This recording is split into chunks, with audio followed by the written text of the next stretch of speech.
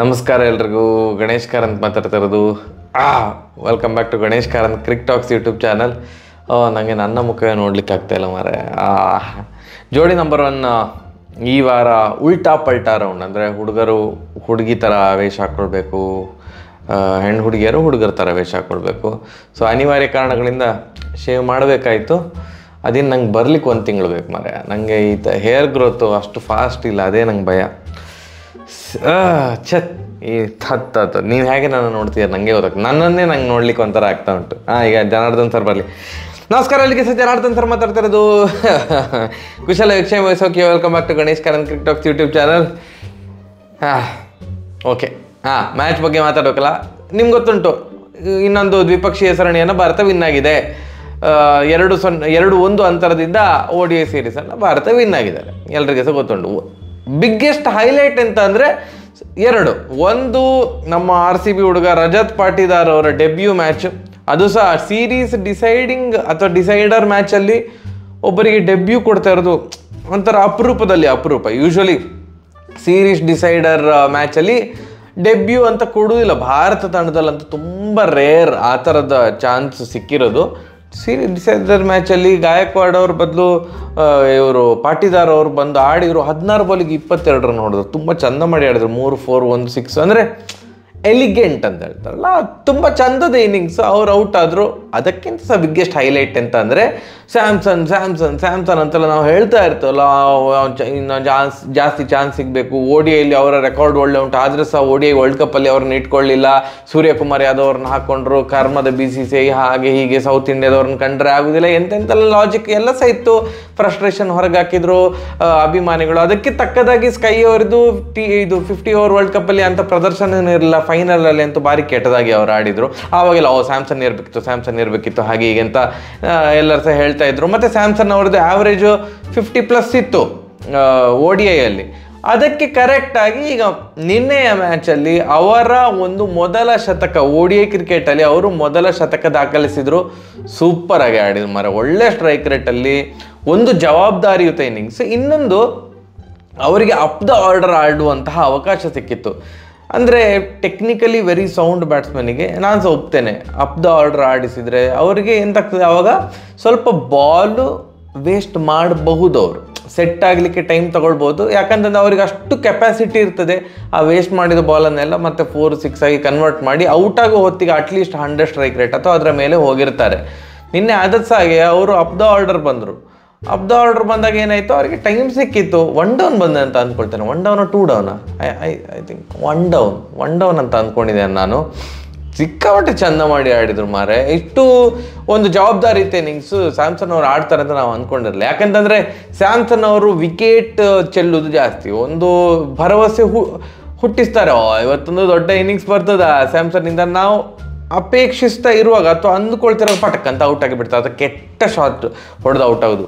ಅವರು ಅಂದರೆ next level ಬಾಲಿಗೆ out ಆಗೋದಕ್ಕಿಂತ ಜಾಸ್ತಿ ಅವರ ವಿಕೆಟನ್ನು ಅವರೇ ಒಪ್ಪಿಸಿರುವ ಎಕ್ಸಾಂಪಲ್ಸೇ ಜಾಸ್ತಿ. 90% ಅವರಾಗೇ ವಿಕೆಟ್ ಕೈ ಚೆಲ್ಲಿದ್ದು ಬಿಟ್ಟರೆ ಬೌಲರ್ಸ್ ಇದು ಬ್ರಿಲಿಯನ್ಸಿಂದಾಗಿ ಅವರು ವಿಕೆಟ್ ಕಳೆದುಕೊಂಡೆ ತುಂಬ ಕಡಿಮೆ.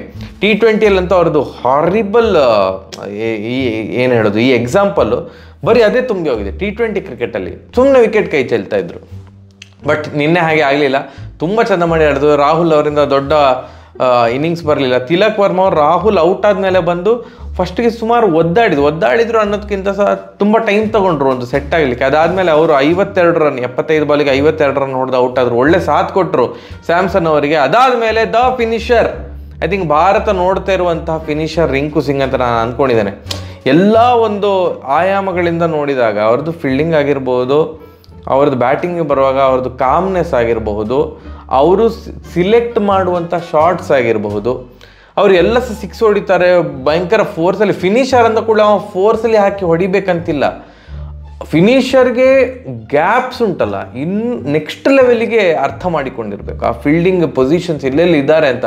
ಎಷ್ಟು ಚಂದ ಗ್ಯಾಪ್ ಶಾಟ್ ಹೊಡಿತಾರೆ ಮಾರೆ, ಸೀರಿಯಸ್ಲಿ. ಫಿನಿಷರ್ ಗ್ಯಾಪ್ ಶಾಟ್ ಹೊಡೆದ್ರೆ ಸಾಕು, 6 ಹೊಡಿಬೇಕಂತಿಲ್ಲ. ಅಂದರೆ ಅದ್ಭುತವಾಗಿರುವಂಥ ಸ್ಟ್ರೈಕ್ ರೇಟಲ್ಲಿ ಅವರ ಇನ್ನಿಂಗ್ಸ್ ಸಾಗಬೇಕು. ಒಂದು ಅಟ್ಲೀಸ್ಟ್ 110-120 ಸ್ಟ್ರೈಕ್ ರೇಟಲ್ಲಿ ಅವ್ರದ್ದು ಇರಬೇಕಂತ ಅಪೇಕ್ಷಿಸ್ತಾರೆ ಎಲ್ಲರೂ ಸಹ. ಹಾಗೆ ಆಡಿದರು. ಇದು ಯಾರು ನಿನ್ನೆ ರಿಂಕು ಸಿಂಗ್ ಅವರು ತುಂಬ ಚೆಂದ ಮಾಡಿ ಆಡಿದರು. 38 ರನ್ಸ್ ಹೊಡೆದು ಕೊನೆಗೆ ಲಾಸ್ಟ್ ಓವರಲ್ಲಿ ಔಟ್ ಆದರು. ಇವರೆಲ್ಲರ ಒಂದು ಏನು ಹೇಳೋದು ಸಹಾಯದಿಂದ ರಿಂಕು ಸಿಂಗ್ ಅವ್ರದ್ದು ಒಂದು ಒಳ್ಳೆಯ ಇನ್ನಿಂಗ್ಸು, ಫಿನಿಷಿಂಗ್ ಎಬಿಲಿಟಿ ಇರುವಂಥ ಇನ್ನಿಂಗ್ಸು, ತಿಲಕ್ ವರ್ಮ ಅವ್ರದ್ದು ಆ್ಯಂಕರ್ ಇನ್ನಿಂಗ್ಸ್ ಅಂತ ಹೇಳ್ಬೋದು ನಾವು. 52 ರನ್ ಹೊಡೆದು ಸ್ಯಾಮ್ಸನ್ಗೆ ಸಾಥ್ ಕೊಟ್ಟದ್ದು, ಕೊನೆಗೆ ಸ್ಯಾಮ್ಸನ್ ಅವರ ಶತಕ, ಇದೆಲ್ಲವುಗಳಿಂದ 296 ಒಂದು ಒಳ್ಳೆ ಸ್ಕೋರ್ ನಿನ್ನೆ ಹೊಡೆದ್ರು ಭಾರತ.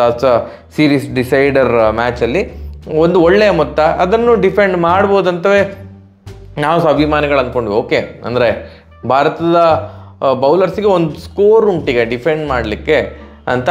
ನಾನು ಸೆಕೆಂಡ್ ಮ್ಯಾಚ್ದು ವಿಡಿಯೋದಲ್ಲಿ ಹೇಳಿದಾಗ ಜಾರ್ಜಿ ಅವರ ವಿಕೆಟ್ ಇಂಪಾರ್ಟೆಂಟ್, ಯಾಕಂದರೆ ಭಾರಿ ಅವ್ರದ್ದು technically he is so good. ಇನ್ನೊಂದು ಬಾಲ್ ವೇಸ್ಟ್ ಮಾಡೋದಿಲ್ಲ. ಫಸ್ಟ್ ಮ್ಯಾಚಲ್ಲಿ ಸಹ ವೇಸ್ಟ್ ಮಾಡಿರಲಿಲ್ಲ ಜಾರ್ಜಿ ಅವರು. ಸೆಕೆಂಡ್ ಮ್ಯಾಚಲ್ಲಿ ಶತಕ ಹೊಡೆದ್ರು.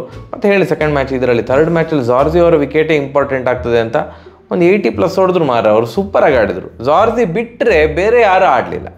ಹೆಂಡ್ರಿಕ್ಸ್ ಆಡಲಿಲ್ಲ, ಅವ್ರ ದಸನ್ ಆಡಲಿಲ್ಲ, ಮಾರ್ಕ್ರಮ್ಮು, ಮಿಲ್ಲರ್, ಯಾರು ಸಹ ಒಂದು ಕ್ಲಾಸನ್ನು. ಭಯಂಕರ ಸ್ಟ್ರಾಂಗ್ ಟೀಮ್. ಆ್ಯಕ್ಚುಲಿ ನಮ್ಮ ತಂಡಕ್ಕೆ ಕಂಪೇರ್ ಮಾಡಿದರೆ ಸೌತ್ ಆಫ್ರಿಕಾ ತಂಡವೇ ಈ ಸಲ ಸ್ಟ್ರಾಂಗ್ ಇದ್ದದ್ದು. ಎಕ್ಸ್ಪೀರಿಯನ್ಸ್ ಪ್ಲೇಯರ್ ಸ್ವಲ್ಪ ಜಾಸ್ತಿ ಇದ್ದರು. ಆದರೆ ಸಹ ಅವರು ಭಾರತವನ್ನು ಸೋಲಿಸ್ಲಿಕ್ಕಾಗಲಿಲ್ಲ. 218 ರನ್ನಿಗೆ ಆಲ್ ಔಟ್ ಆಗಿ 78 ರನ್ಗಳ ಒಂದು ಸೋಲನ್ನು ಕಾಣಬೇಕಾಯಿತು. ವಾಷಿಂಗ್ಟನ್ ಸುಂದರ್ ಅವರು ಈ ಮ್ಯಾಚಲ್ಲಿ ಆಡಿದರು. ಅವರಿಗೆ ಸಹ ವಿಕೆಟ್ ಸಿಕ್ಕಿತ್ತು. ಅಕ್ಷರ್ ಪಟೇಲಿಗೆ ವಿಕೆಟ್ ಸಿಕ್ಕಿತ್ತು. ಹರ್ಷದೀಪ್ ಸಿಂಗಿಗೆ 4 ವಿಕೆಟ್ ಸಿಕ್ಕಿತ್ತು. ಫಸ್ಟ್ ಮ್ಯಾಚಲ್ಲಿ 5 ವಿಕೆಟ್ ತೆಗೆದಿದ್ರು. ಸೆಕೆಂಡ್ ಮ್ಯಾಚಲ್ಲಿ 1 ವಿಕೆಟ್, ಥರ್ಡ್ ಮ್ಯಾಚಲ್ಲಿ 4 ವಿಕೆಟ್, ಒಟ್ಟು 3 ಮ್ಯಾಚಲ್ಲಿ 10 ವಿಕೆಟ್ಗಳನ್ನು ತೆಗೆದುಕೊಂಡು ಅವರು ಸರಣಿ ಶ್ರೇಷ್ಠ ಮ್ಯಾನ್ ಆಫ್ ದ ಸೀರೀಸ್ ಪ್ರಶಸ್ತಿಗೆ ಭಾಜನರಾದರು. ಒಟ್ಟಿನಲ್ಲಿ ಹೇಳೋದಾದರೆ ಒಂದು ಇನ್ಎಕ್ಸ್ಪೀರಿಯನ್ಸ್ಡ್ ತಂಡವನ್ನು ಇಟ್ಕೊಂಡು KL ರಾಹುಲ್ ಅವರು ಸೀರೀಸ್ ವಿನ್ ಆದದ್ದು ಅಥವಾ ಭಾರತ ತಂಡ ವಿನ್ ಆದದ್ದು ಅದು ಶ್ಲಾಘನೀಯ ವಿಚಾರ. ಬಟ್ ನಮಗಿಂದು ಅಂತ ಅನ್ನಿಸ್ತಿಲ್ಲ. ಯಾಕಂತಂದರೆ ಈ ಥರದ್ದು ಬೈಲ್ಯಾಟ್ರಲ್ ಸೀರೀಸ್ ವಿನ್ ಆಗಿ ಆಗೀಗ ಅದು ಅಭ್ಯಾಸ ಆಗಿ ಹೋಗಿದೆ. ಬೈಲ್ಯಾಟ್ರಲ್ ಸೀರೀಸ್ ಸೋತ್ರೆ ಒಂದು ದೊಡ್ಡ ವಿಷಯ, ಭಾರತ ಬೈಲ್ಯಾಟ್ರಲ್ ಸೀರೀಸ್ ಸೋತ್ರು ಅಂತ. ಬೈಲ್ಯಾಟ್ರಲ್ ಸೀರೀಸ್ ವಿನ್ ಆದರೆ ಅಂದರೆ ಗುಡ್. ಅದು ವಿನ್ ಆಗೋದು ಹೇಗೆ ಅಂತಂದರೆ ಮೆಜಾರಿಟಿ ಬೈಲ್ಯಾಟ್ರಲ್ ಸೀರೀಸ್ 3 ಮ್ಯಾಚ್ ಇದರಲ್ಲಿ 2-1 ಅಂತರದಿಂದವೇ ನಾವು ವಿನ್ ಆಗೋದು. ಯಾವ್ದಾದ್ರು ಒಂದು ಮ್ಯಾಚ್ ಸೋಲ್ತೇವೆ.